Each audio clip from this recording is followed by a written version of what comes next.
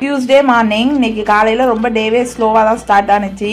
Husband வந்து marketing ஃபீல்டில் இருக்காங்க. அதனால் வந்து மந்த் எண்ட் அப்படின்னாலே செம ஸ்ட்ரெஸ்ஸாக தான் அவங்களுக்கு போகும். ஸ்ட்ரெஸ்ஸாக இருந்தாங்கனாலே அவங்க ஏதாவது அவங்களுக்கு பிடிச்ச விஷயத்தை தான் செய்வாங்க. அவங்களுக்கு வந்து கிச்சனில் வந்து சமைச்சாங்க அப்படின்னா எவ்வளோ ஸ்ட்ரெஸ்ஸாக இருந்தாலும் அப்படியே ஃப்ரீ ஆயிடுவாங்க. அதனால் காலையில் இன்னைக்கு தோசை ஊற்றி நானே வந்து புதினா சட்னி அரைச்சிடுன்னு சொல்லிட்டு அவங்க ரெடி பண்ணாங்க. சரி நம்ம ஃப்ரீயாக தானே இருக்கோன்னு சொல்லிட்டு நான் நெல்லிக்காய் ஜூஸ் போட்டேன். நெல்லிக்காய் வாங்கிட்டு வந்து 1 வீக்குக்கு மேலே ஆகுது. சரி அது கடைக்கே ஜூஸாக போட்டு குடிச்சிடலாம் அப்படின்னு சொல்லிட்டு நான் காலையில் இந்த நெல்லிக்காய் புதினா கருவேப்பிலையெல்லாம் எடுத்து ஜூஸ் போட ஸ்டார்ட் பண்ணிட்டேன். இந்த ஜூஸ் வாரத்தில் ஒரு நாள் நம்ம இந்த பிள்ளைங்களுக்கெல்லாம் கொடுத்தோம் அப்படின்னா இம்யூனிட்டி பவர் அதிகமாக ஆகுங்க. உங்களுக்கு எந்த அளவு ஹெல்த்தியான சாப்பாடு கொடுக்கணும் அதே மாதிரி எதிர்ப்பு சக்தி உருவாகிற மாதிரி ஜூஸு ஃபுட்டெல்லாம் கொடுக்கணும். எதிர்ப்பு சக்தி இருந்தால் தான் பிள்ளைங்களுக்கு எந்த நோயும் கிட்ட அண்டாது. இந்த அடிக்கடி சளி ஜுரம் வர பிள்ளைங்களுக்கெல்லாம் இந்த மாதிரி ஜூஸ் போட்டு அடிக்கடி கொடுங்க.